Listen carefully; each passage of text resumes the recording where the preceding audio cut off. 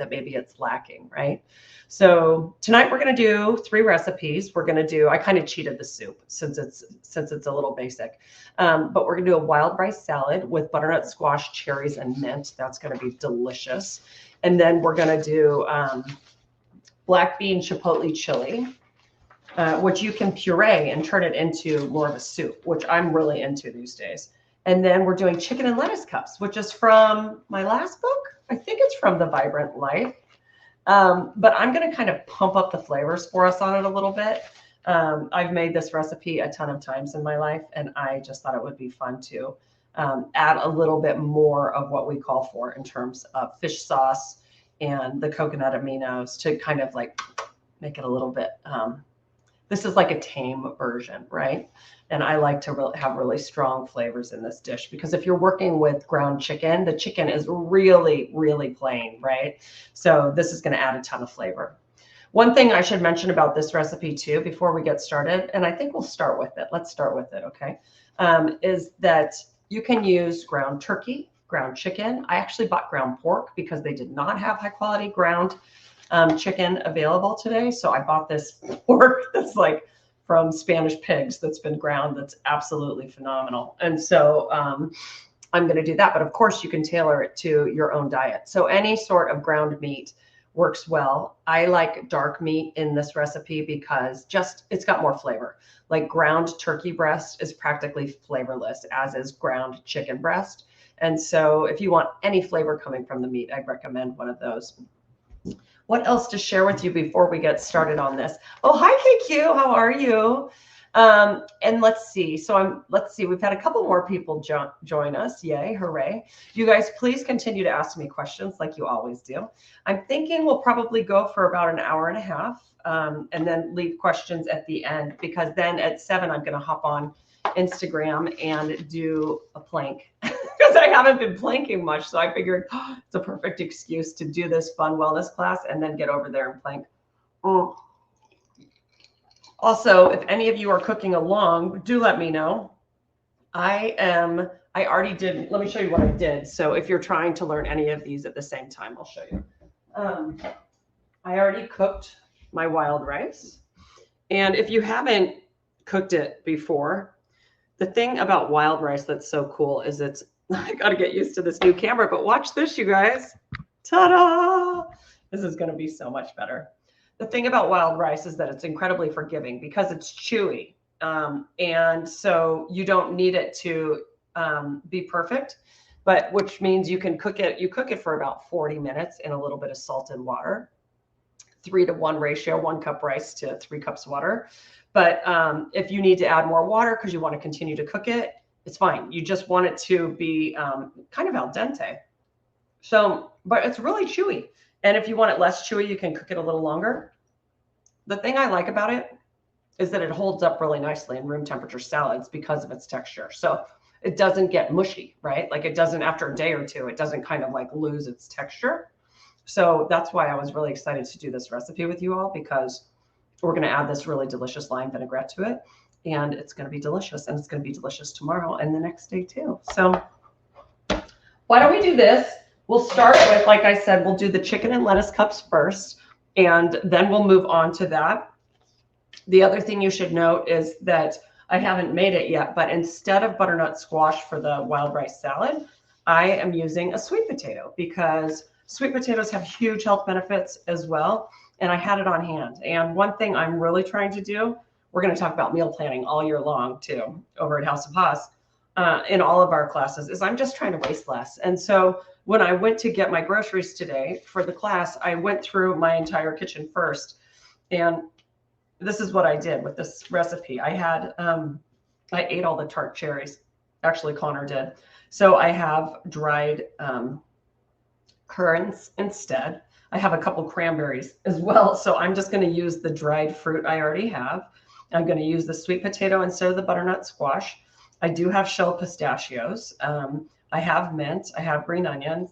And then I have everything I need for the vinaigrette as well. So, but if you didn't have avocado oil, you could use olive oil, right? So I'm really trying to encourage you all to use what you've got.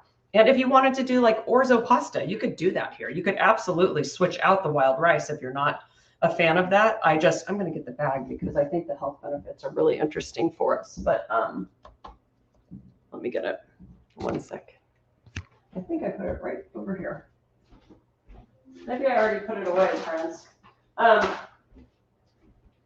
It's a healthier option, and it's a different option for us, right? There's no refined flour like orzo's pasta, right? Which is a wonderful thing. It's in my new book, but I don't use it all the time. And when I'm trying to give people something starchy and kind of grain-like that's better for them, this is a great alternative, okay? So anybody? Oh, yes, Susan, have I ever used a rice cooker? Absolutely. And it's one of those things I don't keep in my kitchen because, like I said, I have so many appliances. I'm gifted so many appliances, but then I work with so many companies that have me use appliances. And so I love rice cookers. I think they're the absolute best. They cook your rice perfectly every time. I don't have an air fryer, although I believe in them. I think they're great. I use my convection oven like an air fryer. And then what's another one? I don't have an Instant Pot. And everybody, Instant Pot. I think they're fantastic. Or pressure cooker, right? I just tend to braise things on my cooktop or on my Traeger. I put huge stock pots on there and I just let things slow cook. So very rarely am I cooking in a pinch where I'm trying to cook something fast where an Instant Pot comes in handy. I just tend to cook all the time. And I also cook at times that are ahead of when I want to eat something, right? Since I tend to do a lot of batch cooking, like I'll go to the store and I'll do a lot of things on the weekend. So that's why I don't have a lot of the fun new appliances. There's only so much room on my countertop and in my closets, for crying out loud. Slow cooker, pressure cooker, and more. Yes, Breville, I love. I think I've shared that with you guys. I love Breville appliances so much. They're my love. I've worked with them a lot. In fact, if you go on their website and you go on Williams-Sonoma, I have done so many videos for their appliances, and I'm such a huge fan. I have their, I'm looking at their microwave combi oven, their espresso maker with built-in frother. I have their waffle maker. I have their food processor. So, I have their blender juicer combo. I don't have room for all these things. I have another convection oven from them that is built in with the Joule app that's in my closet. I mean, where do you put them? And they're all heavy, right? I move everything around as I work. It's funny. Okay, so let's get cooking. What do you say? I'm going to do the chicken and lettuce cups. I'm going to move my keyboard off of here. I'll keep my mouse so I can toggle around and answer your questions, of course. But here's what's going to be fun. I'm going to put this down. And you all are going to get to see clearly. How's the resolution on this? Is it still good? I can move the light up a little bit too. Look at that, you guys. We look professional. Isn't this fun? And then I'm going to get my recipe together. I've got my pan that I need to toast the pine nuts. And let's take a look, shall we? If you need to see my face, if it's driving you crazy when you can't see me when I'm cooking, just holler. But basically, here, I'll tell you. I'll put it back on my face after I'm done prepping these ingredients to answer any questions before we do the physical cooking part, okay? Deal? Oh my gosh, I think it's so much better. You guys, I can actually see what's happening on the screen too. This is very exciting. Okay, so I'm getting all of my ingredients. I'm gonna bring them over. And then I did not toast the nuts for either recipe yet tonight because we'll just do them in a pan again like I like to show you. And then we're going to talk about the liquids here that we've got. I think we finished with sesame seeds, correct? Let me read the recipe. How's that? I'm going to read like an adult and we're going to do this right. Okay, and I also have some lettuce. We'll talk about the types of lettuce at the end as well. So all we're going to do is whisk together the coconut aminos, lime juice, and fish sauce. We got that. And then we're going to heat some of the sesame oil. Oh, let's mix the veggies together as well. So I'm going to cut those veggies. I didn't do that because I want to show you the mushrooms too. So let's mix the liquids together first. And then let me get a little bowl for that, a little bit smaller. Okay, so we've got the coconut aminos, which a lot of people use in place of soy sauce. That is this one. coconut aminos, and lime juice. That's what I've got here. Okay. They're great for you. They're paleo friendly, keto friendly, all those things. Whole30 that people try to use as a replacement for soy sauce. Much better for you and less sodium. That's the fish sauce. So I'm going to add that. And then am I adding any of the soy sauce? No, it's together coconut aminos, lime juice, and fish sauce. And then we're going to add some of the sesame oil in a second. And add the celery. Oh, that's right. We toast the pine nuts as they cook with the celery. And then we add the green onions and mushrooms. Oh, this recipe is the best because it's so easy. So I'm going to show you my face again while we talk about these ingredients, okay? I wrote this recipe like this on purpose, so you wouldn't have to keep taking things in and out, like toast the nuts and take them out and do this and da. So what we're going to do is we're going to build the sauteed veggies with all of the yummy flavors together. And then we're going to take that out and we're going to cook the meat really quickly and we're going to combine it with the sauce and magic is made, right? So all I'm going to do is I want to mise out all of these other things I need. And that is, I've got celery, I've got my pine nuts measured. I need the green onions. I'm going to do a little extra because I bought twice the amount of meat because I know we're going to want more. So here's what we're going to do we're going to chop the green onions. We're going to chop the celery, cloves of garlic, mince them, and ginger. I just thought it would be fun to show you all from scratch tonight how I do my chopping. Sound good? So let me get the right knife to start. That always is important. And then I'll move this again. I'm going to try a couple different knives tonight. I need to get my knives sharpened as well. I'm going to try this chef's knife. Let's see how that goes. Okay. And let's just go down the list. And so let's start with the celery, which I've got right here. I'm going to give it a quick rinse. Well, look at that. Can you guys see that? I just rinsed it right off with my hand. I'm just going to pull that off. All right. We're in good shape. Okay, so I don't even have to do that. I'm just going to cut off that white part right there. I always use this for stock and things like that. You can certainly use it for other types of cooking or for sauces. It's just not going to have as much flavor. And then can you see how I'm just cutting through it at the bottom so that the pieces are smaller? And I'm leaving it intact at the top. That's going to allow you to keep chopping, but as it gets finer up here, the pieces will be similar in size as to the ones down here. Kind of fun, right? And then you can just stack them together and run your knife across. See how I'm keeping this knife tip on the board? You never see me going up and down like that. I'm just raising my wrist, right?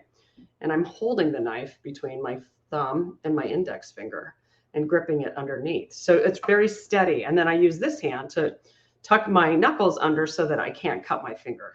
That would not be fun, would it?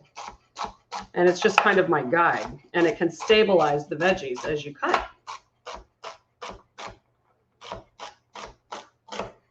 I want a little bit more off of this one because why not? All righty. So I'm going to have my celery and my pine nuts together because they're going to go into the pan together. So let's just put them in the same thing together right now. And then it's one less thing to look for. Because when you're stir frying things and cooking really quickly like this, you want to be able to move quickly. Things can burn really fast, especially the garlic and the ginger. And so we're not going to run into that problem because we're going to be ready. So watch this. I'm just going to combine all of this. All right. And then let's do the next things. We've got shiitake mushrooms. I wanted to show you those. And then we've got and green onions. Okay, so let's do both of those. So it calls for 2. So I'm going to double up again, like I said, because I'm making so much meat.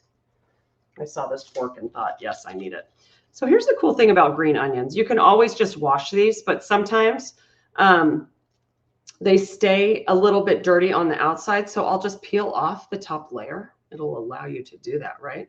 But I'm just going to give them a quick rinse. Here we go.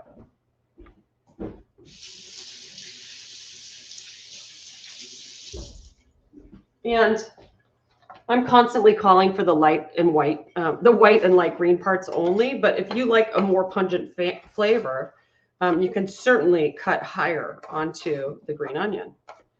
And then here's a little trick that I love for, oh, yay, KQ. I can't wait to see you, by the way.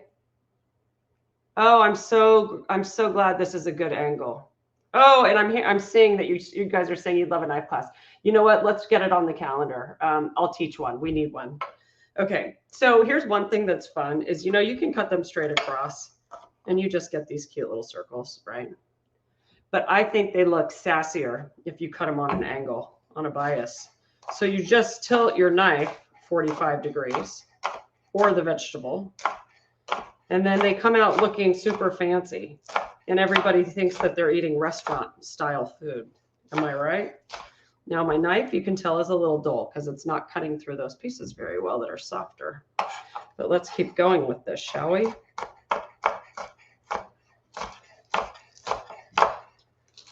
Okay, so now you see I've got these pretty angled pieces. I do this with carrots. You can do it with celery. You can do it with any vegetable you like to make it look fancier. Classy, classy, classy. And then we're going to have our mushrooms, right? And then we're going to have the garlic and ginger, which is going to go together and going to get cooked very quickly. So let's just do the mushrooms because they're important. And I'm going to move this. Look at me. I'm like a real, you guys, when you can see my cutting board, I'm very serious about how I look. Oh, so good. Okay.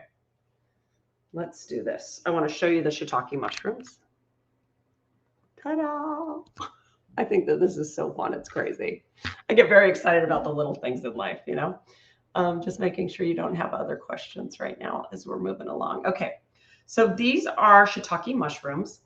Dried mushrooms are really popular in many types of Asian cooking. They're so nice to get because you can buy them and store them and rehydrate them, and they have tons of flavor.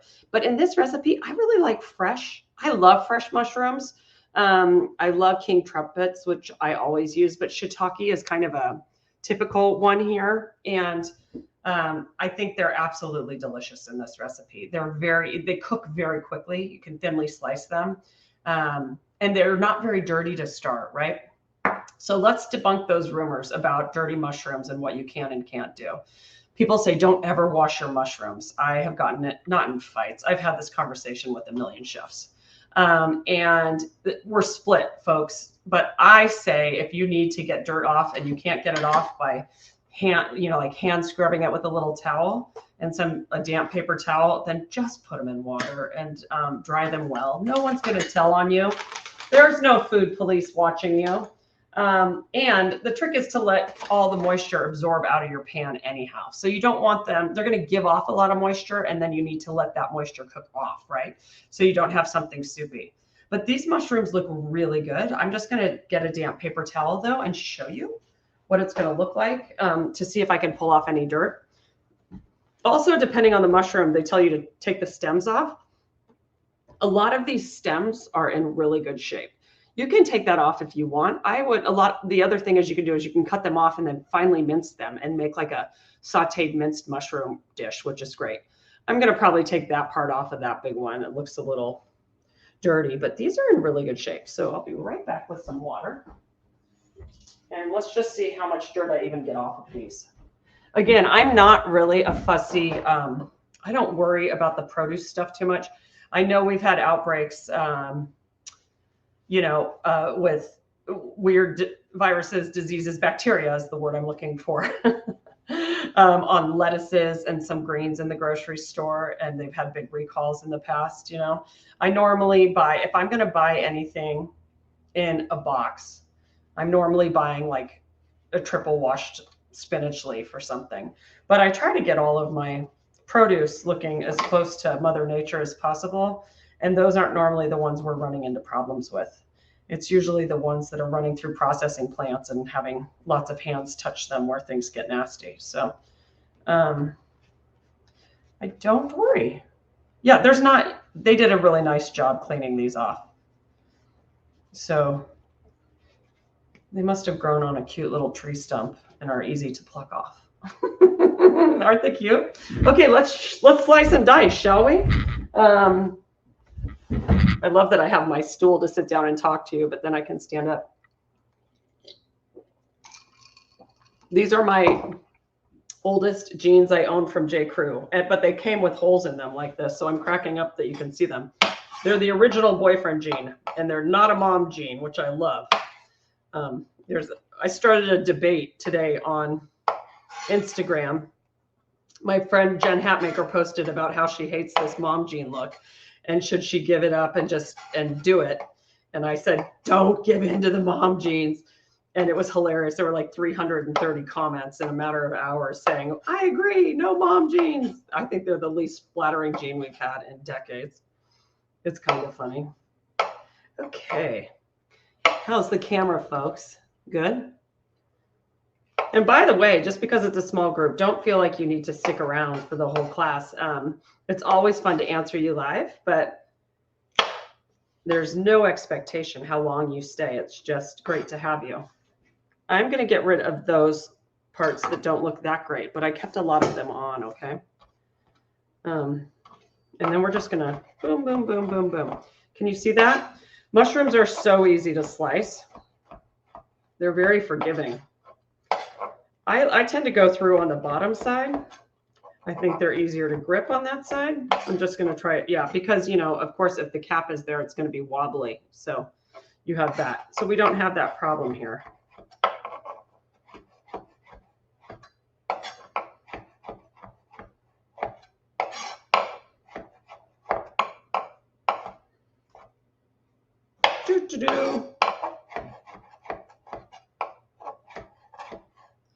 I'm just going to keep chopping because I'm going to want all of these. I think, you know, the thing is, when you see that mushrooms are really expensive, you know, sometimes they're $20 a pound or $30 a pound. Those are just expensive. But these, I believe, were like $7 a pound. And I believe I got like 6 or 7 ounces. I think the recipe calls for what, 5 ounces. Yeah. So I got a little bit more, but this is not a big investment. And if you wanted to make this without meat, this would be a terrific dish to do with just mushrooms, or you could do some tofu in place of the meat, and the tofu would absolutely soak up all of this delicious sauce. It'd be a great way to use tofu. And this looks like a lot of mushroom, but it won't be.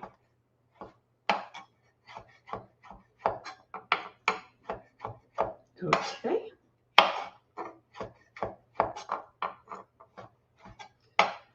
Just do that one the opposite way, just to be a rebel.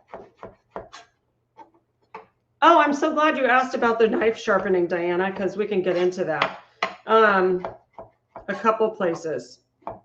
It's kind of a bigger conversation in that it depends on what you're starting with. Like if you're starting with a high quality knife, which you probably are, considering your family members, like a Wusthof or a Schoon. I'm going to come to my face for a second for this. You need to have your knives, good knives, professionally sharpened anytime they don't cut through things easily, right? So it really depends on how often you use them. And it also depends on if you keep them in good shape by using a sharpening steel, right?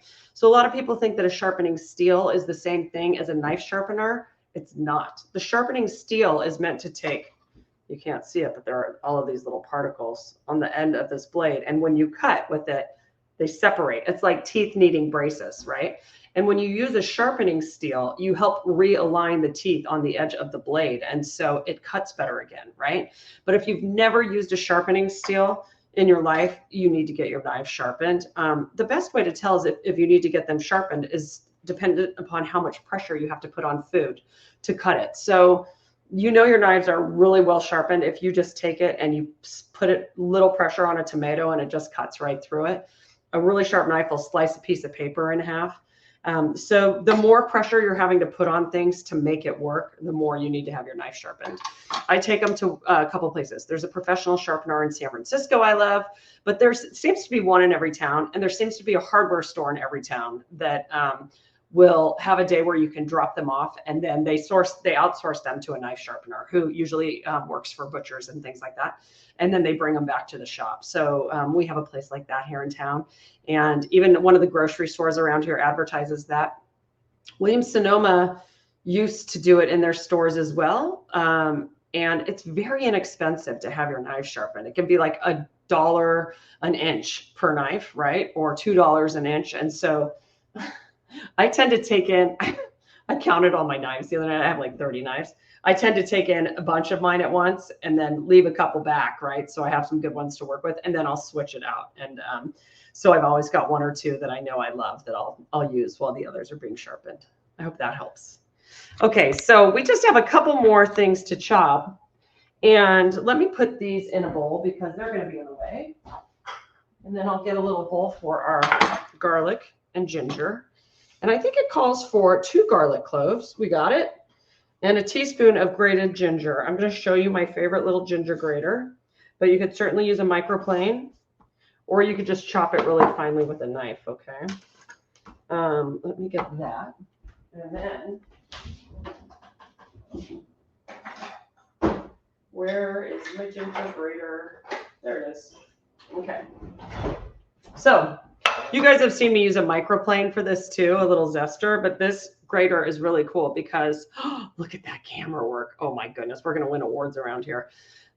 This holds the fibers back of the ginger, and you just get the pulp and the juice around the sides. And so this is probably the best one to use. Now, if you want to peel the garlic first and be type A about it, you can. I'm just going to peel off a little bit of it, but it's going to keep some of that back too.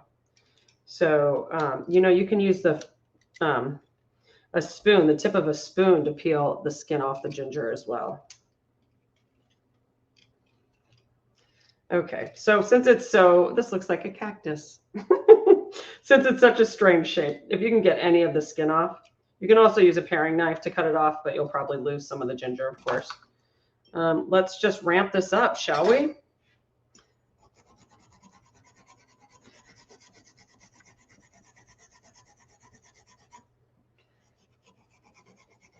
I can't wait to show you the part that it leaves behind, because it just gets caught in those little teeth. And then all the good stuff comes out.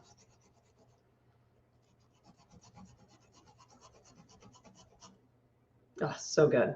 So here's some of the ginger. I'm going to clean the top part off, because eventually it'll be so much that the fiber just catches more fiber and some of the juice too. But can you see how that's fibrous? Can you see those little like hairs sticking out of it? We don't want that, right? And so when you juice ginger too, it'll get rid of that for you. Let's do a little bit more, since I'm going to use so much meat in this dish. I want to taste the ginger. It's such a fragrant flavor with the garlic, and has amazing health properties as well. Again, the more things we're combining here that come from the ground, the healthier we're going to be. So we've got our ginger, our garlic, our green onions, lots in the allium family. We're going to have the mushrooms. And then we've got the celery and pine nuts.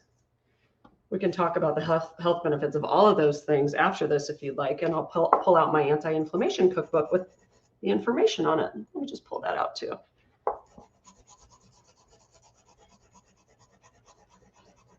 This is probably plenty.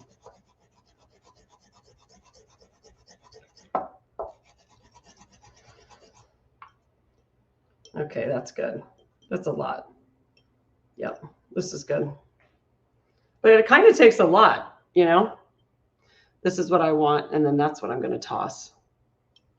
All right, let's put that in there and pull that right off. Excuse me for that noise. Watch me clean as I go. This is very exciting, folks. It's a new day. You saw it here first, February 1st, 2023. We'll date this class.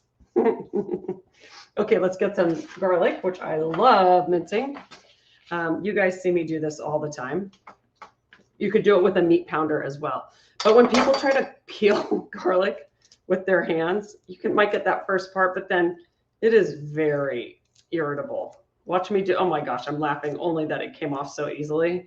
It's normally not that way. Let's try another one just for fun. I'm peeling it kind of like a banana.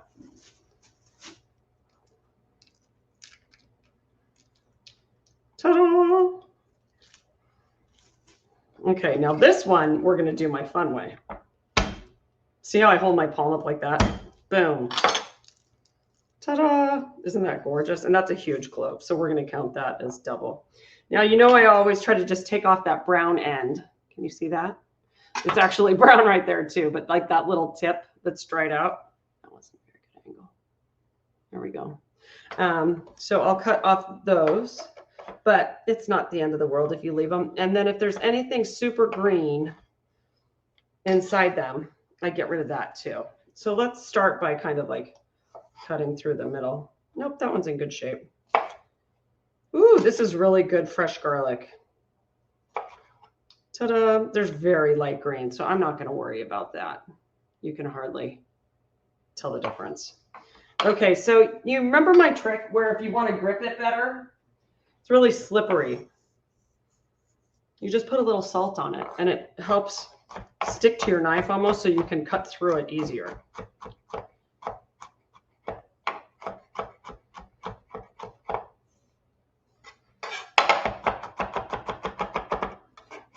And I think it says, what do I call it? Oh, minced. Okay, yeah, this will be a mince. I call minced. I mean, it's probably smaller than finely diced.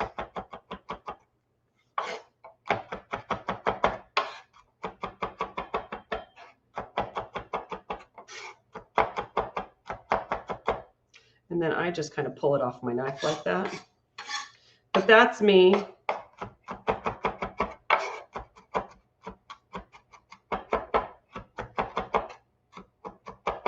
There we go. Let's just put it right in here. Okay. This is exciting. We have a beautiful mise en place, as they say, put in place.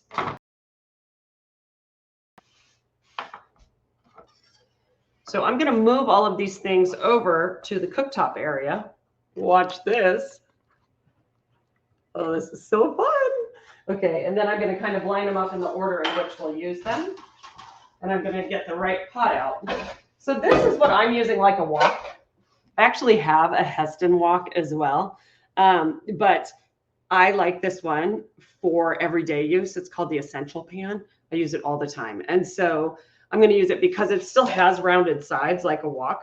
A wok has just got a smaller bottom even and higher sides that kind of tilt out more this way. So you can really toss the food around quickly. They're meant to cook food in 2 to 3 minutes, right? So this is a really great alternative to that with the rounded sides. And so it's going to be just perfect for us. And then let me take you through the order of what we're going to do here, okay? So we are going to heat some sesame oil, which I've got plenty right here, plenty of it, plenty extra too. And then we are going to add the celery and the pine nuts, like I mentioned, okay? And then we're going to go ahead and add the shiitake and the green onion. I'm going to do this. Ta-da! See, consolidating again. Okay, we'll let those keep cooking. And then we're going to add the garlic and ginger. So can you all see? I'm even putting these in order of which I'll use them. I'm going to go this direction. Yeah. Perfect. And then I'm going to like discard them off to that side. And then I'm going to want to take all of that out, which I think it'll probably fit back in that round bowl once it's all cooked down. And then we're going to cook the meat really quickly. Have I forgotten anything about this? No. And then we're going to add the last of the chicken and generous pinch of salt. Stir constantly. Turn off the heat. Return the veggies to the pan. And then we pour in the coconut aminos mixture. Okay. Yummy. That's delicious. Not gonna lie. And then we'll go ahead. We can add more fish sauce or lime juice and add the chopped basil. And then we can talk about the lettuce cup part. Okay. Let's do this. I'm gonna move it right over there. And can you imagine when I have 2 cameras and I'm just gonna toggle to the other one? We're gonna be so grown up. Okay, let's get this fired up.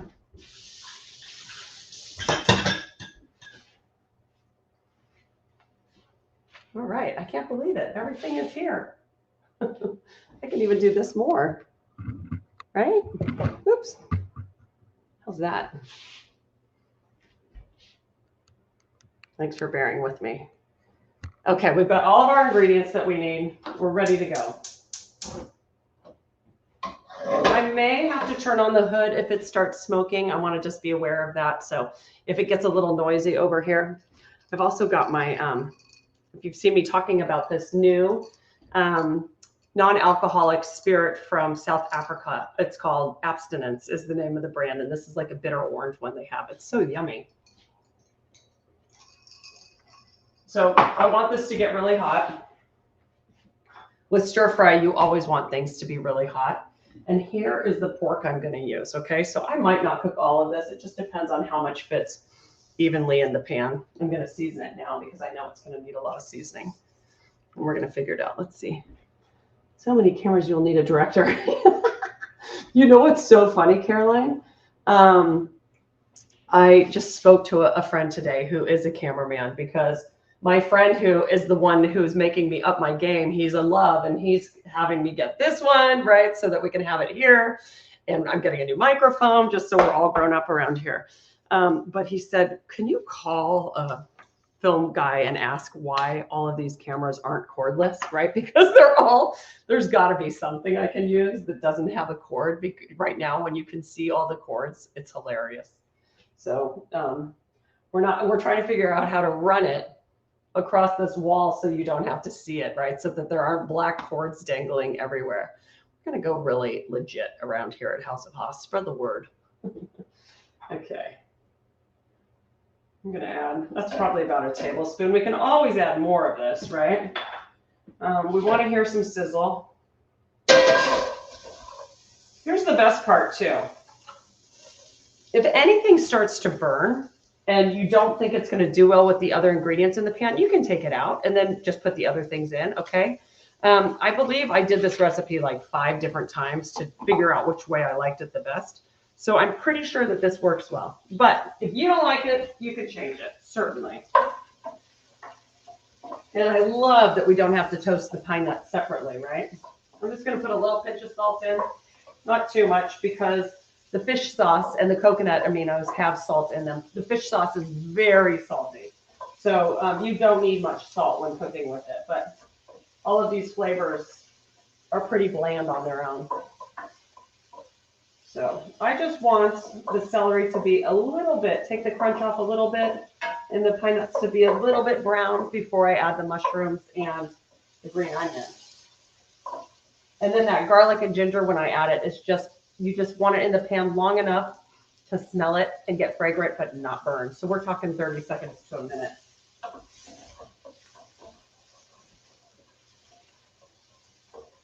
I could also get a camera that comes this way. So I might try that next time where I'm talking at you straight on. Wouldn't that be fun? I think I might. I could move this table over and then just be right there and have the cutting board here. Ah, we're going to get better at it every time. Every time.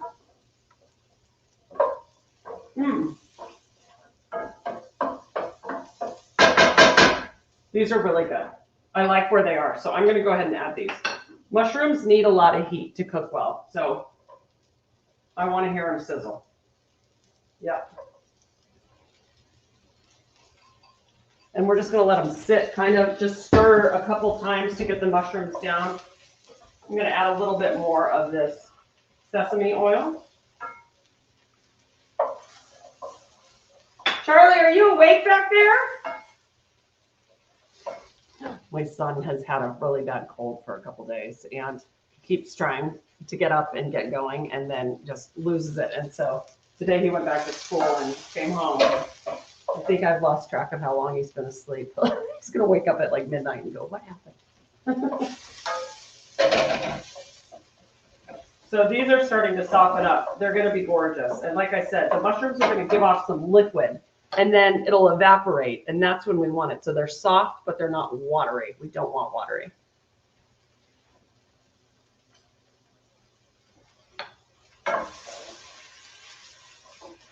If you need to add the smallest amount of water to the pan, by the way, if you're working with a pan that's not nonstick like I am, that's absolutely okay too. In fact, I'm going to get a little out because if you see a ton of stuff burning on the bottom, we don't want that. But if I keep moving this around, we really shouldn't have that problem.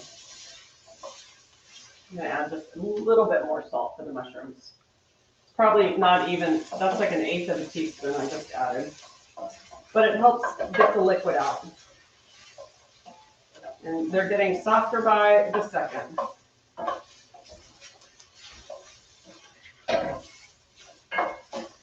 It's so beautiful on its own. I can't wait to show you.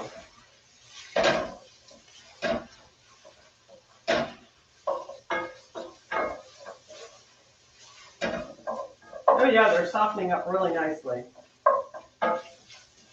You just keep moving them around. Let's just taste one. Oh my gosh. They're so meaty. This is truly a great mushroom to use in place of meat if you'd like. Okay, I like where these are. So in goes the garlic. And I'm going to put a little bit more of the oil in because I kind of want the garlic. I put it in the middle. I want the garlic and ginger to kind of just sit in it and get all yummy and toasted almost without burning. Now I'm going to stir it. Yum. And I'm going to cut the heat just like that. We're just trying to break up the clumps. Oh my gosh, it smells. Oh, yum. It smells absolutely amazing in here. I'm not exaggerating. Remember how I said I'd use that same bowl to put it in? I already put it in the sink and it's got stuff in it. So let's just transfer this. This is a really heavy pot. More of a 2-person job to do this.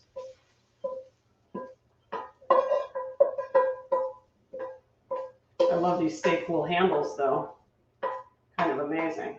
I've gotten spoiled with Stay Cool handles and then I forget about them and I go to use other pans and I burn myself. But can you see the brown bits on the bottom of this? Let me tilt it down a little bit more. Can you see that? So I could either just put a splash of water in there and kind of deglaze it, right? Like we don't need any of that. It's not going to have a ton of extra flavor. I think I'm just going to do that and then wipe it out with a paper towel because we want to start fresh for the pork. So let's do this. Another little hack. Just need it to be pretty hot. Yeah, and then I just scrape it off. If the pan had really gotten cold at all, this wouldn't work. This is just going to scrape right off. And this spoon is a wood handle. It's terrific. Flat wood handle, I should say. Okay. So now I'm just going to do this. This is kind of one of those do as I say, not as I do things, because I should have used tongs to pull this paper towel out. Not my best move. This is why I get hurt in the kitchen, but it's kind of fun to do. Okay. All right, so now I have a clean pan again, and I've got all of these yummy veggies. They smell amazing, and I'm going to cook this pork really quickly. Let's see how well it breaks up for me, considering how much I have. I might just do 2 batches of it. And then we're going to mix the veggies back in with the sauce at the last second. This is a great recipe where you could prep everything the morning of. I mean, honestly, you could have all of that stuff chopped and you come home or when you're ready to eat and it's ready to go. And if you do the lettuce cups with the iceberg, you can separate the lettuce leaves first. I'm going to show you how I do it with romaine lettuce because that's, again, what I had on hand, even though I like icebergs so much. I love it. Okay, let's get the rest of the sesame oil in there. Get my dirty dishes out of the way. And it's hot already. I'm going to use the same spoon to just get that pork in there. I might pull the potato masher trick and get my potato masher up to break up the meat. If I'm going to do all of this, I'm going for it, folks. Let's live on the wild side. Living on the edge over here at House of Haas. Okay, I'm just going to start breaking it up. Can you all see this? Okay.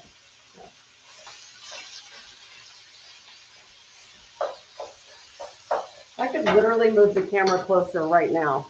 Look at me. I'm going to rebel. Woo, we're so fun. This is fun. Whoopsie. Okay. So I'm just going to get it brown on the bottom, and then I'm going to get out that my potato masher and show you how I use it to break it up. You just want as much as possible on the bottom to get cooking before you can crumble it really. So I'm going to smash it. This is definitely more than you would want. But like I said, I'm living on the edge. Okay. I mashed so hard that I bent my potato masher, but I still love it more than anything. Let's just let this sit and get brown on the bottom, and then start to move it around a little. Now, I'm always talking about not putting too much food in the pan because you'll steam it instead of browning it, and I'm getting a little bit of that right now. But that's what I get for cutting corners. Again, it's not the end of the world. It probably takes twice as long to cook it all together. And then, so if you were to cut it in half and do 2 batches, it would probably be the same amount of time, honestly. But she digs in. Okay. Let me do this. Oh yeah, this is gonna be good.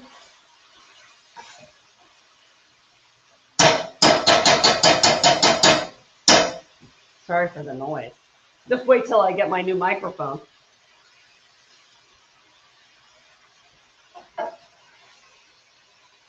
Once you get cooked chunks like that, it really does break up easier.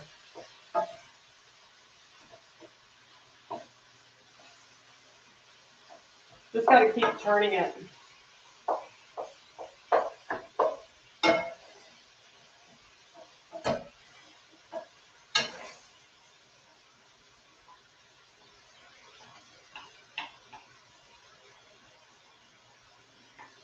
Okay.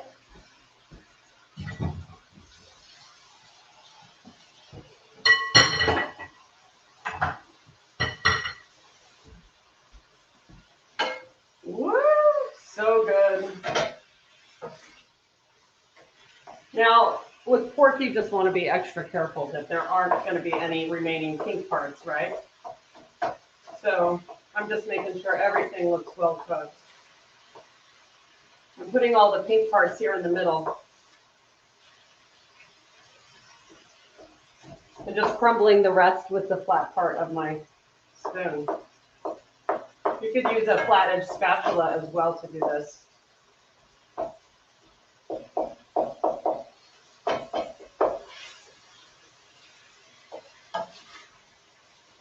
Yeah, it would definitely be better with half the meat, like the recipe tells you. But I like that I could do it all and not have to do it twice. Okay, it's looking really good. And it will continue to cook for another minute or two as we add everything else. So I think I barely see any pink, so in goes the sauce. And there is some juice in this. I'm not going to drain it because it's all flavor. And it's got that sesame oil in it. So let's get the sauce. Excuse my reach. We're going to just pour it on over. And then the best part about this is we can add more of any of these ingredients, okay? And then let's add our veggies, which there will probably be a little liquid in here too, because as they sit, some moisture accumulates with the mushrooms and the celery in particular.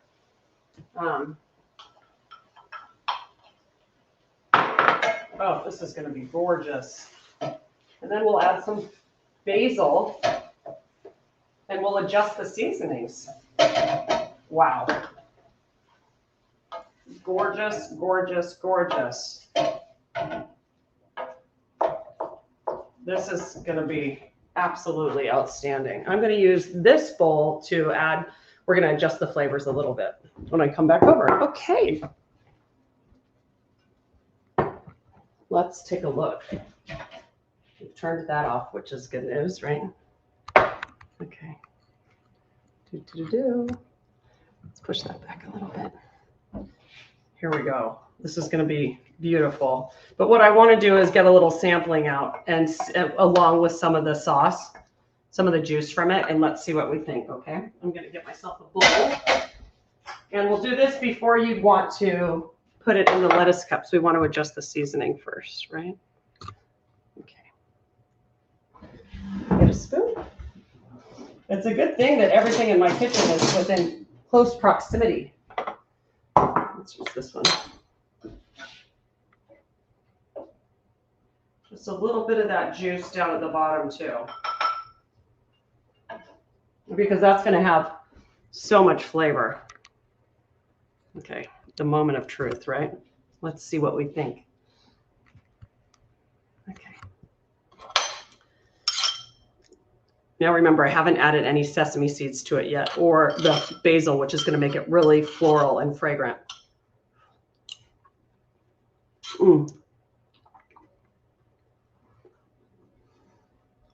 This is delicious. And considering I was eyeballing the liquids as I was doubling the meat, it's seasoned so nicely. So I'm not going to add anything else to this. The recipe says, you know, of course you can add more lime juice if you want a little bit more tart. If you want a little more depth of flavor, you can add more of the fish sauce. You just have to be careful with the salt content, right? The coconut aminos are sweet, but almost like caramel. So you can think about that too as you go to balance out those flavors. But I love this.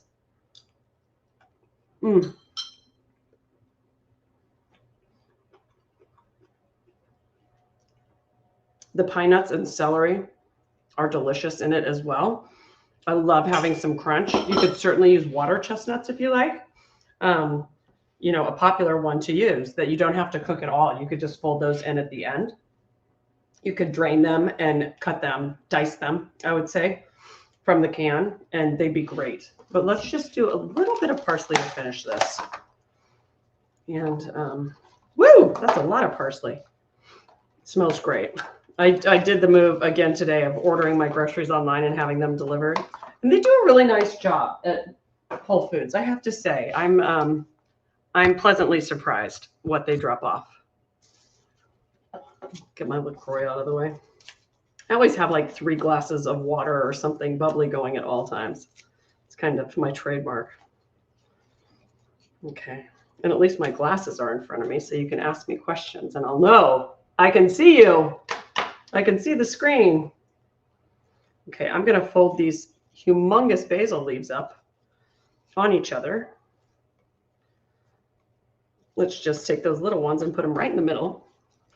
Roll them up. And then slice across, right? But you're going to get these long strips because this is some tall, wide basil.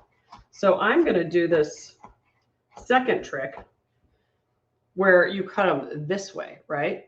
Why is it blurry now? Did I put my fingerprints on it? Oh no, I might have to stop and clean the camera, folks.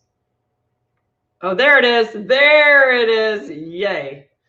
So I'm going to cut this way. And then they'll be a little bit shorter of a ribbon, right? And when you go to pull these out, right? So they're cute. They're like the right size for the lettuce cup, because you don't want to have these long stringy things, because all of this is going to be served inside a piece of lettuce like a little boat. So you want the bite to be able to be eaten without things falling out of your mouth too much. Okay, let's do this. Oh, and it's going to be so beautiful. Yum. Now the meat doesn't get that dark, and that's the other thing. If you're using dark meat, I think it looks visually a little more appealing. If you use white meat, this is going to be really white. And so be careful. You don't want to add extra coconut aminos just to add color and make it too sweet. Typically, people would use soy sauce instead of coconut aminos. Same thing. Just be judicious and think about it before you add a ton. You really want the flavor to be the most important. And then we'll sprinkle black sesame seeds on it to give it some color and some pop, okay? I'm going to just leave this right on my cutting board while we get the lettuce. I have to have one more bite, folks. It's delicious. Charlie, are you still asleep? Let's build a lettuce cup, shall we? I can sit down for this part. Now, we were talking about iceberg, which I absolutely love iceberg lettuce. I love the crunch. I love that it is cooling in hot weather. I'm just a fan. But I love romaine too. Oh, he's alive. I have chicken and lettuce cups. It's so good. And so here's what I've got, folks. So the iceberg is really fun. Are you going to? No, you're not going. Okay. The iceberg is really wrapped tightly, and it has the core at the bottom. And if you just cut the core out with a paring knife, you can pull those leaves off, right? So you get these beautiful bowl-shaped leaves. Now, the way they make them taste so good in restaurants when you order chicken and lettuce cups or anything in a lettuce cup is that they soak them in ice water.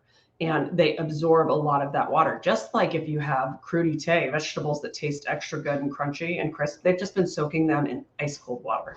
So you can do the same for your lettuce leaves if you'd like. And you can do that for any kind of lettuce leaf, okay? Leaf.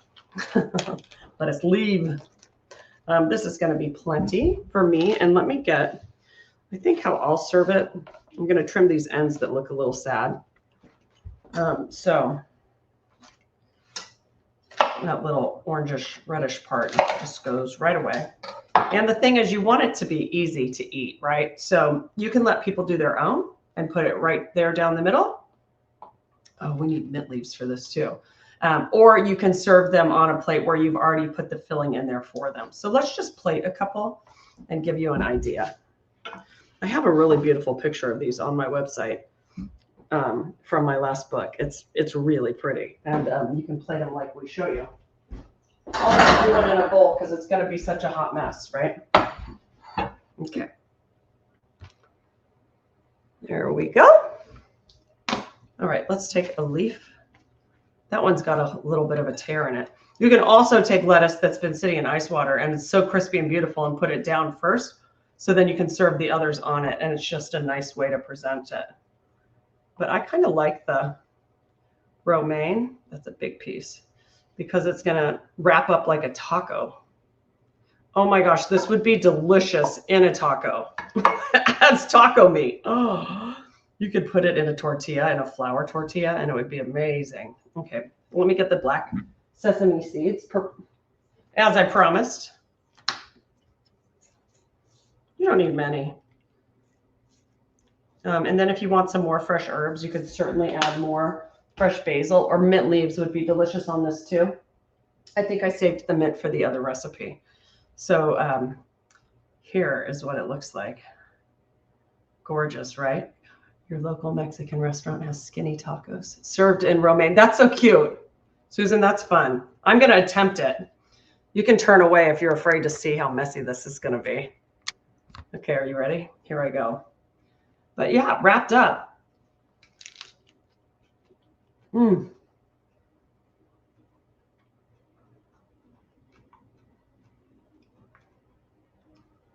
know, it's funny, the pine nut really stands out and I love it. If you don't like pine nuts, you can leave them out. Like I said, you could use water chestnuts for crunch.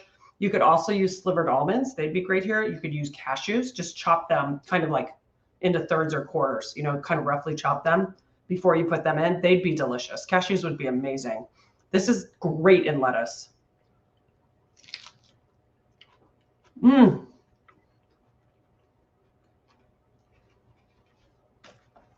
It's also delicious just like this. You could put it over rice. You could just put it in a bowl by itself. It's amazing. Charlie, are you hungry? When you are, I'm going to put this on the cooktop for you and you can serve yourself from the other side, okay? I love this. This is one of my favorite recipes. I keep thinking I'm going to start a segment on Instagram that's like the best dish I ever made. And then I just keep changing my mind because I'll make something again that I haven't made in a long time. I'm like, nope, this is it. Right now I have my lemon bars in the house and these, and the lemon bars are my best dessert by far. I really do think it is. And this is one of my best weeknight healthy dinner ideas. It's amazing. So cheers, enjoy. Why don't we do this? Well, I clear this up for a minute. Why don't we take like 5 minutes if you need to refresh a drink or stretch your legs, and we'll get started with the wild rice salad after this. And if you have any questions for me about this, please feel free to ask them Oh, let's see if I have a question I didn't answer. And I'll come back and answer your questions as I tidy up. Does that sound good? Let's just make sure.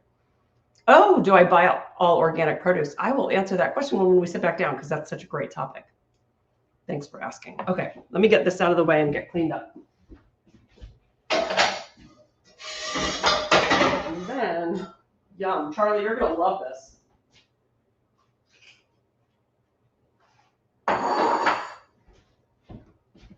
Yum, yum, yum. Except the mushrooms.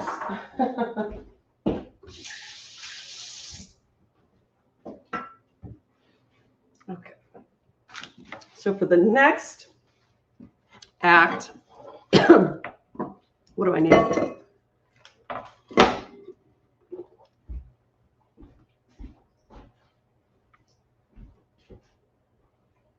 I'm noticing the camera goes blurry when I step in because it doesn't know where to go.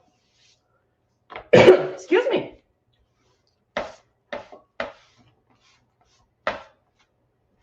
We're going to need that.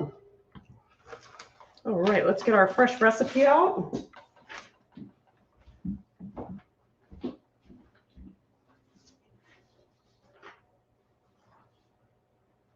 Excuse me.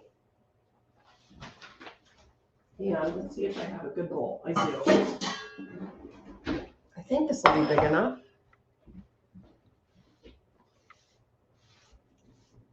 And then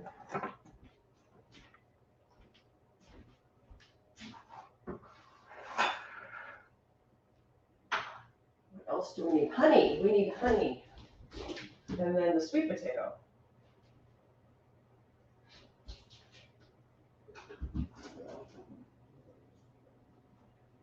Where did it go?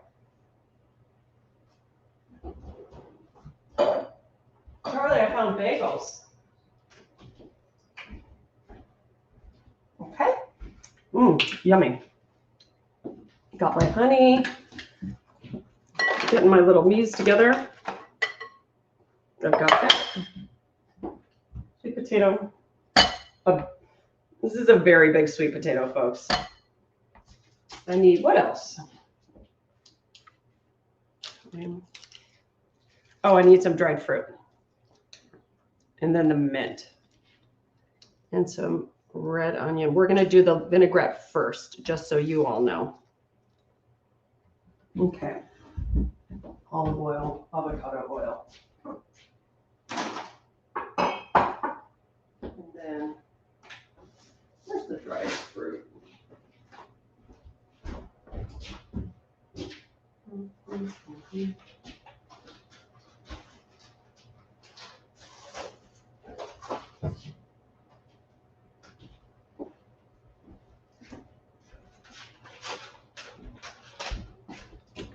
I think the food police would come for me if they saw that these were in my house. I think these are from a friend who brought them over, but you know, they're just loaded with sugar. Definitely not for the wellness crowd. Let's see. I need my glasses for this drum roll, folks. 20, oh my goodness. In a quarter cup, you need to see my face for this. In a quarter cup, 29 grams of sugar. I'm not trying to shame that company, but I'm not going to put them in our sweet bodies. Okay, I'm going to use the currants instead. And these have, oh, in a third of a cup, 25 grams of sugar. I mean, it is what it is. It's fruit, but these don't have, they don't have sugar added to them. And I think the others did. So we'll leave it at that. Okay. So I've got green onions. I've got pistachios that I'm going to need to chop. And we can toast them if we'd like. Put them in a little bowl to toast and chop. And then I'm going to do the sweet potato. Yummy. I've got the currants, green onions, and I just need mint. I'll be right back.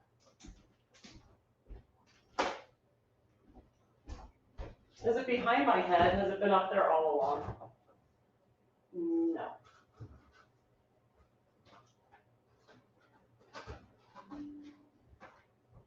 I'm also I just realized I have some chives. I'm going to use these as well because I love them in everything and they're going to be great with the mint. Okay. So let's move back down here. And this is so hilarious that I work my computer too. It's asking me if I want to restart my computer. I'm trying to say no. Not now. That would not be good for our cooking class, would it? Okay, let's do two things. Let's get the sweet potato cooking. And I've got a sheet pan already with some parchment paper on it to make it easier to cook and clean because sweet potatoes give off a ton of sugar. So they caramelize beautifully, but that means it's all going to come onto the sheet pan. That's why my sheet pans look like this. But this is why I use parchment paper. Okay, so I'm going to put the diced sweet potato right on here. And we'll toss it with some olive oil and some salt. I think it calls for fresh thyme too to go with the butternut squash. That would be delicious.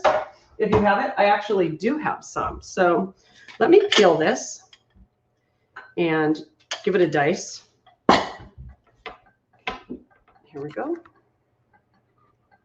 Oh my gosh, amazing. Okay. So I am going to peel this one. I love sweet potatoes with the skin on. You just want to scrub them well. If I serve them in their skins, I always leave the skin on.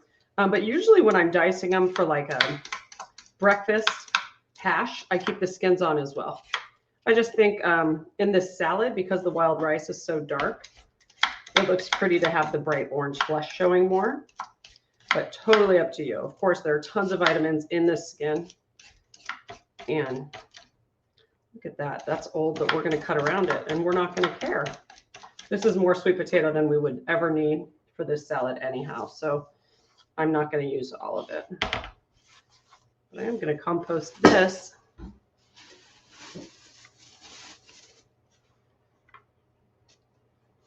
Only today, modern technology, do you have your mouse next to your cooking equipment, right? Okay. Let me get my knife back, my big chef's knife. Now these are really roly-poly, right? So you want to have a flat surface. You want to establish a flat surface for cutting so that you don't slip while you're cutting this. So I'm holding this really firmly as I cut off the ends. And then I see how this side is pretty flat already. Can you all see that? I'm going to cut this, trim this a little bit so it's a steady, stable surface. Ta-da, right? So we're always trying to look for a stable surface. Now this part is not so pretty, so we're going to cut that off. And look at it, just keeps going.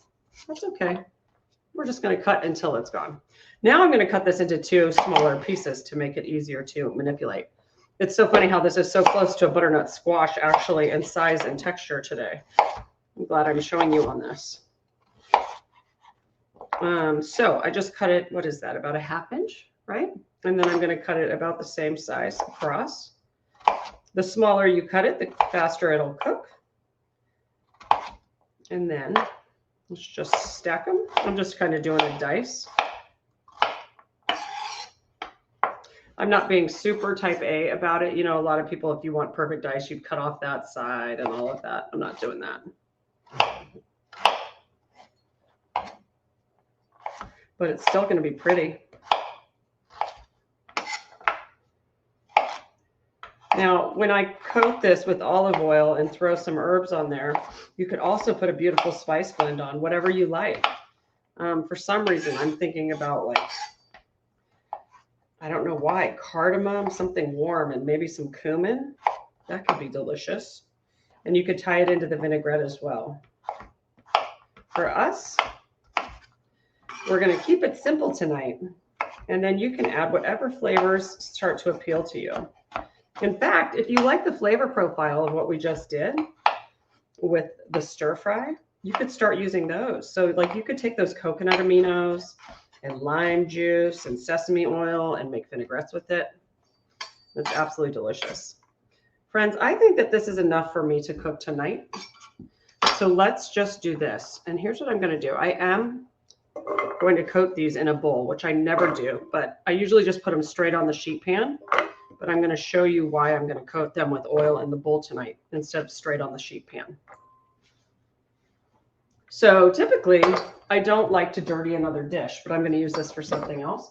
So I just put them straight on here, glug, glug, glug of oil and I toss them, right? The reason I'm not going to do that tonight is if you're trying to watch how much oil or fats you're using, you can control it more in here and make sure they are more evenly coated. So watch what I'm going to do right here. I'm going to take, oh, I already have some avocado oil that's open.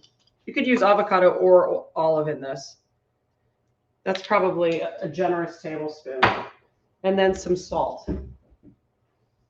This is probably a scant teaspoon. And I'm just going to use my hands and toss it to coat. And everything is going to be nicely coated, right? So it'll brown really evenly.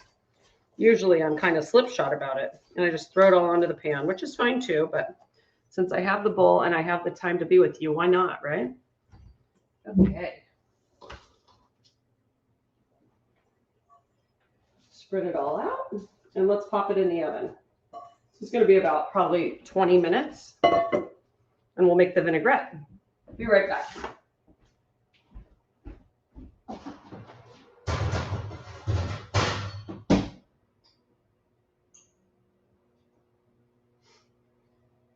Let's set the timer for 20. Okay, perfect. All right. Let's do the rest of the mise. Let's make the vinaigrette first because I see that it calls for red onion. So I'm going to do that in here. And then what I'm going to do is I'm going to put the wild rice in this bowl. I think it'll all fit. Let's find out. Yeah, that's going to be nice. So we'll build it into this clear bowl so we can see all of the yummy ingredients, okay? Thank you, KQ. I try. At least when I'm with you all.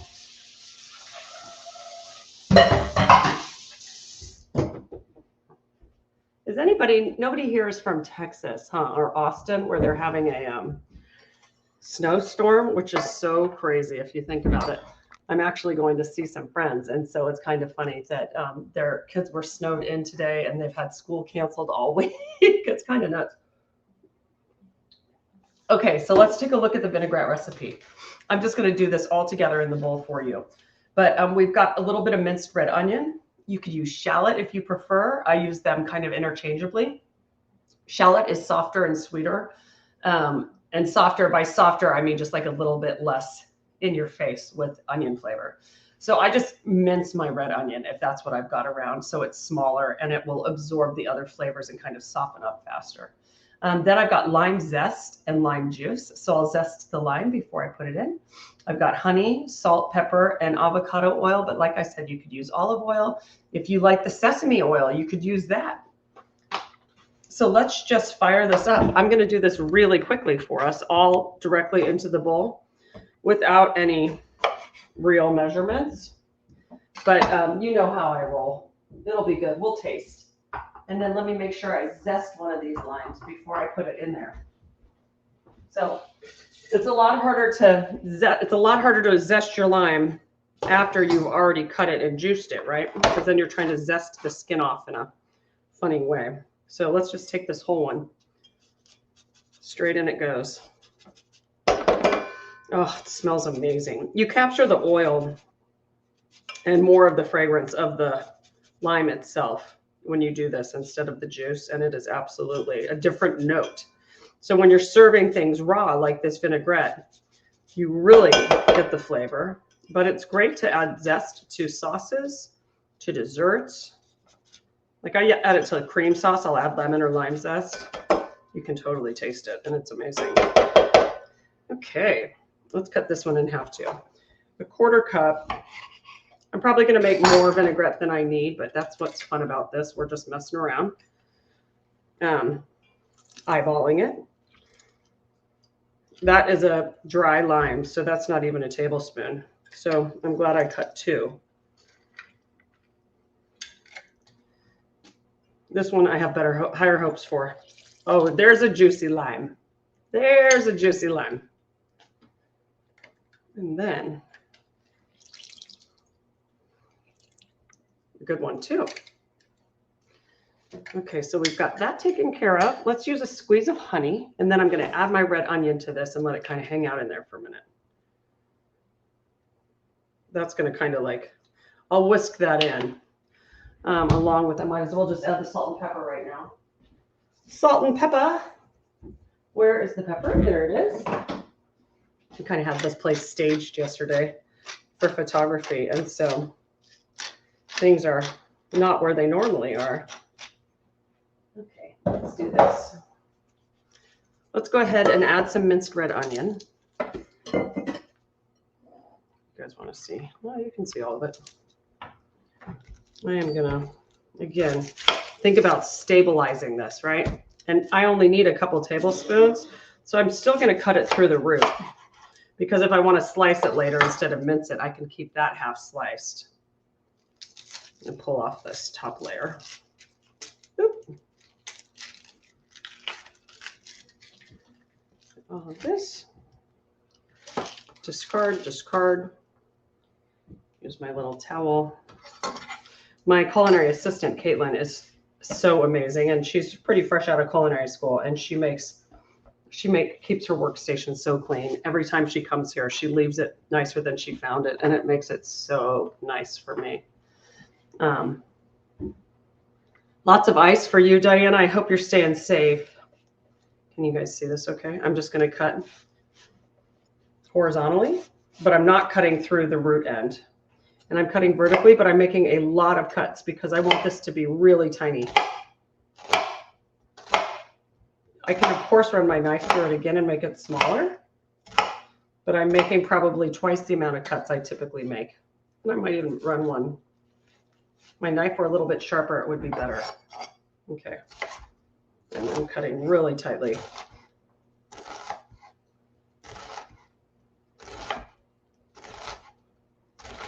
Here we go. That's way more than we need. Let's just put her in. But it's going to be delicious, actually. Let's put that much in, shall we? How much do I call for? A quarter cup. Well, never mind. Let's go for it, people. This is about a quarter cup. Looks good to me. Now, you can use a pastry scraper, of course, instead of a knife edge to clean up your board. It's just a habit for me.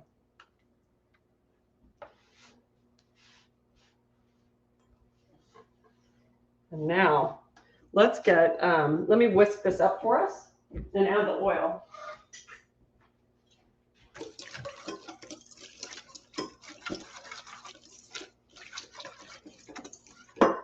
Now the oil. Oh, I've got it right back here. More avocado oil. How much should we call for? Third cup. Now this is something where if it's too strong on the wild rice, you can certainly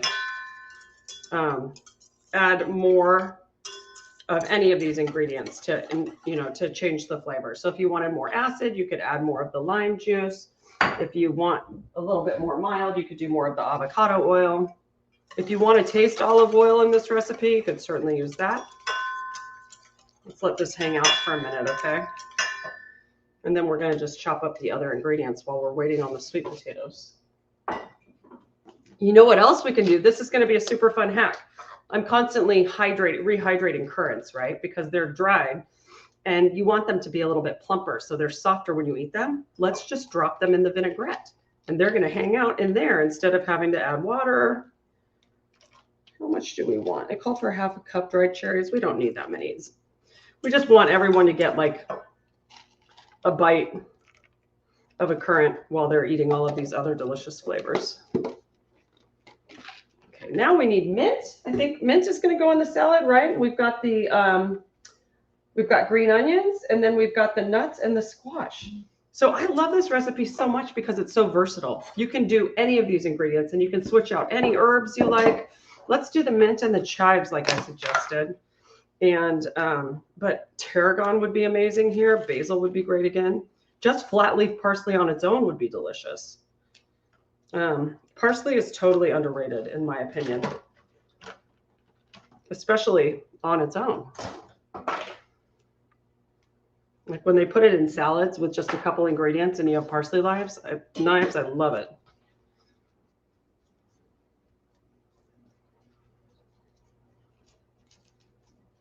Okay, I'm just rolling these up again too to chiffonade them just to make my life go faster, right? and make them more, make it more efficient and similar in size. Yeah, so my knife needs sharpening because I can tell that at the end, I really have to put pressure down on it. Let's cut again that way. I'm just going to put these herbs directly into the wild rice. I'll bring the wild rice up for you to see, I promise. Let's just do these herbs first and a few chives. Now chives, you really need a sharp knife because they're soft and they're tiny. And so if you can't, they're like a little slippery. So if you don't get a good cut on them, they're not going to look good. I'm just going to stack a couple of these again. These are tinier ones. I'm just going to roll these all up in the big ones.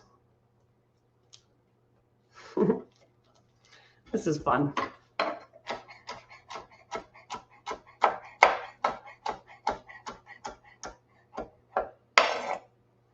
Okay, straight through the middle again. So it calls for half a cup chopped mint. Sounds like me, aggressive on the mint front, not in real life. Okay, so chives, you'll know if they're bad because they get yellow and sad and kind of slimy looking. These look really nice to me. So we're going to use these, okay? And then, like I said, let's test my knife right now. I'm going to dump the other ones because they are looking a little bit old. But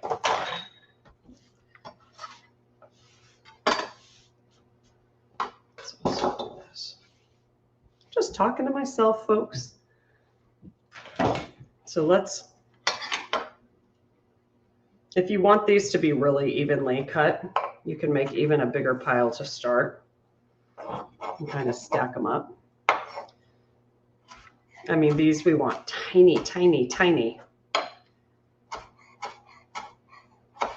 I'm just making sure my knife gets all the way through it, like I said, so that they can be scattered. They're cute. They're very cute. In they go.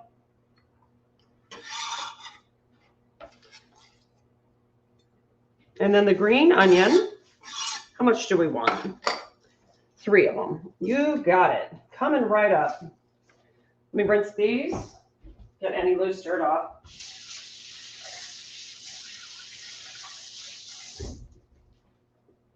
Have any of you made this before or cooked with wild rice before? A lot of times recipes call for it mixed in with other blends of rice, which can be fun, but you have to cook them separately, which is a little bit of a pain to get the texture right.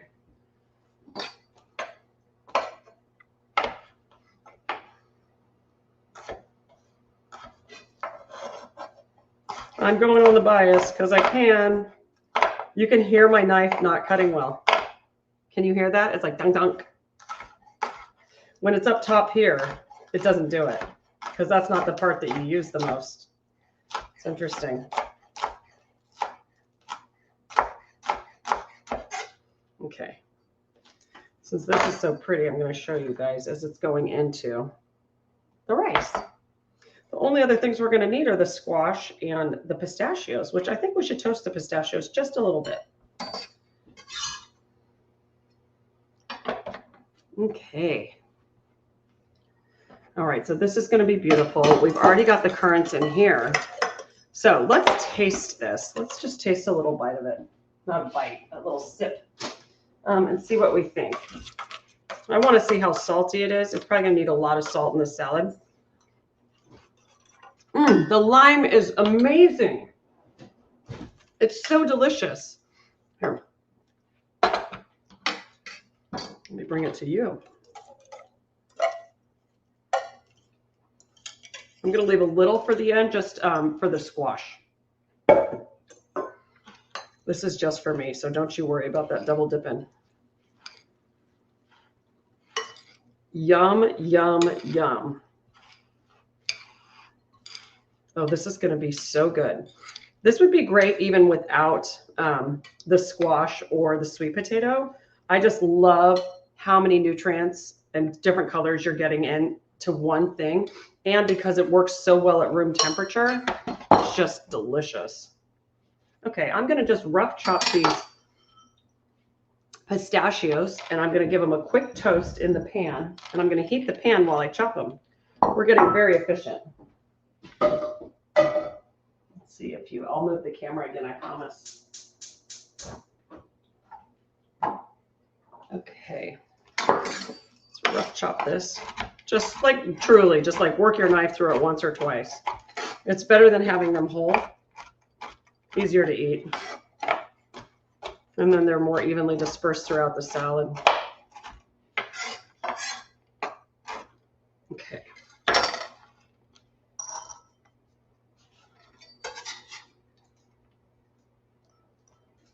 And then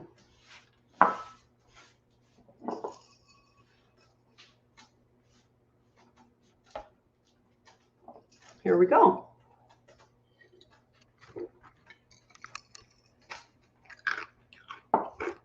Okay, and just a little bit of a flame underneath. Nothing to worry about. Let's take a little bit of the oil. We can use avocado again. Avocado oil's got a really high smoke point too, which is great, which means you're not going to break down its health qualities at a low temperature. Just swirl it around the pan for a second. We're going to add these.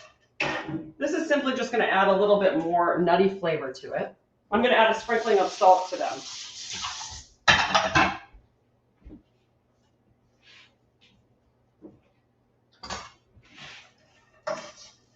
Just until I hear them toast up a little bit and they smell fragrant.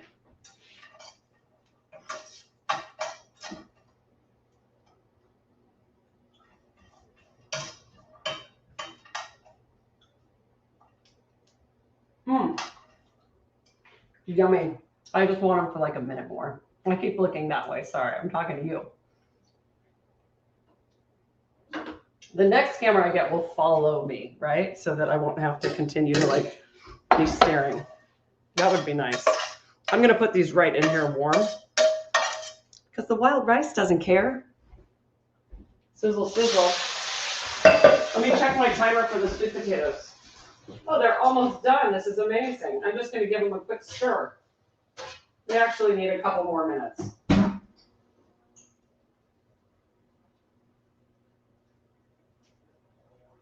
Okay. Let me. All right. Oh, it's giving me my cutoff. Where is the time going tonight? It's because I didn't cheat and do everything in advance like I typically do, which I love. So we might not get to the beans. I'll just talk about that recipe and show you what I've done so far, okay? But while we finish cooking those sweet potatoes, let me just put this together for you.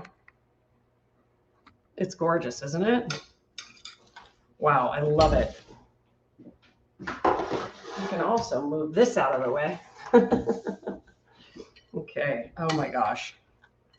I think that the most surprising thing about this is that, first of all, how many people will love it, because I don't know why as a kid, I didn't think wild rice was anything exciting. Maybe because I was having it with overcooked rice, but the lime zest and the lime vinaigrette is what wakes this up and brings it to life. And like I said, you can use anything that you like in here. You could use shallot instead of red onion. You could change up the herbs. You could use, if you don't like green onion in particular, again, just leave it out, or use shallot or just more red onion in the salad along with the vinaigrette. You can use any kind of nut you like. You can use any kind of herb you like. It's a really versatile salad.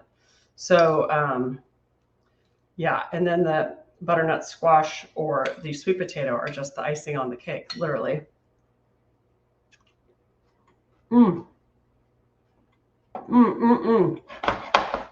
This is also one of my favorites. Can they all be my favorite? It's absolutely delicious. I love it. I'm so happy that we're doing that recipe together. Oh, there's the squash. No, that's the first of a couple timers. Let's look at it.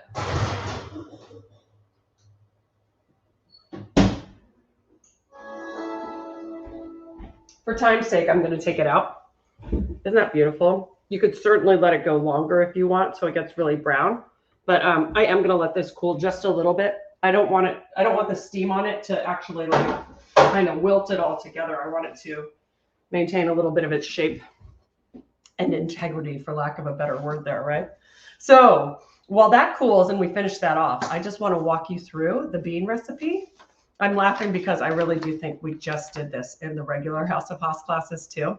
And now that I'm combining all of this content for you so you can access all of it, you're going to find this recipe twice. And you will have seen me make it already too. But let me get it. And, oh, it's over here. Excuse me.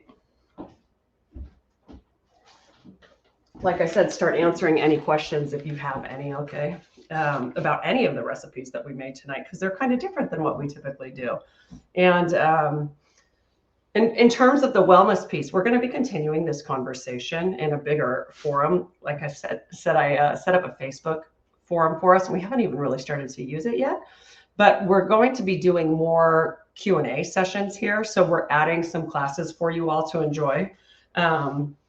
To continue just talking about what this all means for us. And you can bring questions to the table about ingredients or about any of the people that I'm having on here, like Josh Connolly, who we hosted, or Catherine Chess, these people who are incredible. And we still have another breathwork and meditation session with Haley Lott. And then we've got another one coming with my friend who is just wildly talented, Beverly J. Petras, and she's going to do yoga with us. She's also a soprano. I don't know if she'll sing for us or not, but she's amazing. So the conversations will continue around all of these things and feeling our best. But I encourage you to try all of these recipes. And in terms of the black beans, the thing about beans, I think that can be intimidating is that they take a long time to cook. And I think people think there's like a secret that chefs know for making them work. But it depends on how long they've been dried. So if they've been sitting on a shelf for a year, they're going to take longer to cook than if they had been picked and dried and used quickly. So a lot of it, we don't have any secrets, right? But they can also be really simple tasting. And so I'm always looking for ways to bring out the flavor in them and just make them more delicious. I love a variety of beans. And I think that if you haven't had great luck with them in the past, or you don't think of anything yummy, it's because they probably have been overcooked, or the texture is strange. So the best part is when you make them from scratch, you can cook them to whatever texture you like. So a couple of things, that'll turn itself off in just a second. A couple things is that I think you can either pre-soak them, which will speed up the cooking time.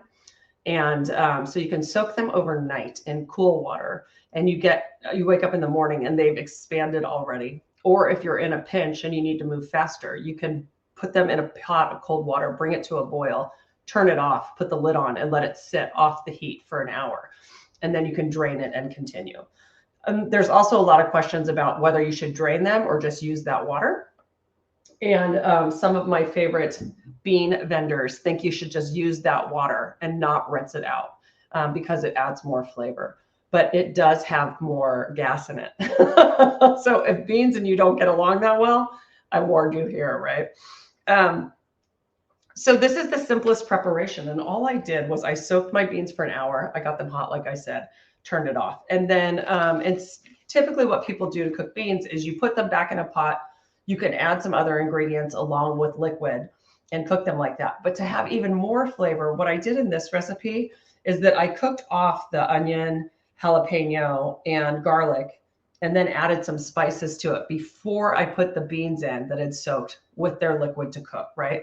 So the result is something that's really got more of a depth of flavor than if you were putting in ingredients at the end, or even if you just boiled them or simmered them in with the beans. By cooking them and sweetening them up before you add those beans and letting them slow cook, it's just a game changer. So the other thing I did when I was developing this recipe for my new book is that I cooked them in chicken stock, homemade chicken stock. It was just like a life-altering black bean for me, and I pureed them. So there are all kinds of ways you can take this recipe. What I'm going to do tonight, and I'll show you on Instagram, which I love to do, is that I cooked them actually pretty well. But what I didn't do yet, because I was multitasking, is I cooked them with some garlic and an onion in here, but I didn't do the sauteing of everything with the spices first and then adding them in there. So the next step I'm going to do tonight is that I'm going to saute an onion with some spices and garlic and a jalapeno and put these back in the pot with some chicken stock to cook in the chicken stock and let it finish from there. One thing I'll say too is that most people who are bean fanatics tell you do not salt the water, that it can make them tough. You salt them when they're done cooking. And the good news is that the chicken stock I made does not have salt in it yet, right? So it works out. So if you're wanting to cook them in something flavorful, you can. It's just that whenever you can find something without salt in it, it's the way to go. Otherwise, don't worry, water works well too. Okay. So I will show you all the finished result over on Instagram at Amanda Haas Cooks. I'm also keeping a wellness workshop, I think it's called Wellness Workshop, file of videos on Instagram. So anytime I get on there and I'm doing little hacks or showing us things that pertain to wellness and this time of year, I put them in a folder so you can go back and pick from my library, okay? Just like I do my planking and my House of Haas fun stuff, or if I'm cooking lunches, I've got all kinds of folders where you can go and pick from different topics I've covered over the years. Traeger, because I do so much work with Traeger grills, I have a huge Traeger folder of videos that I've done on the grill, okay? So that's it for those beans. So we have those beautiful chicken or pork and lettuce cups. Oh, let's put the squash into the salad, and then I'll answer any questions.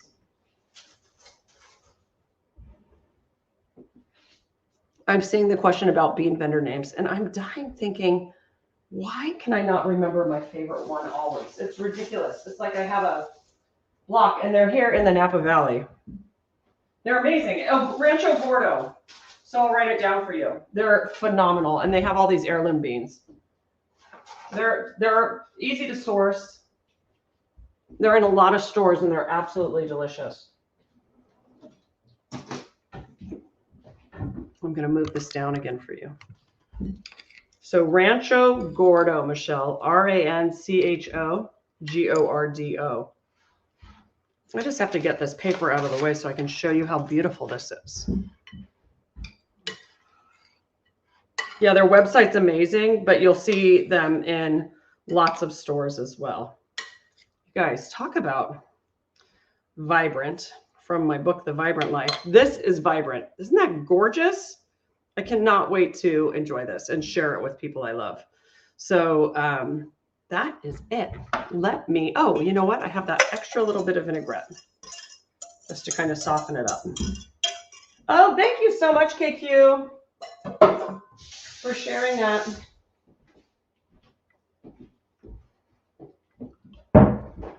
It is beautiful and healthy. It's like going to be the thing I turn to all week long when I'm hungry.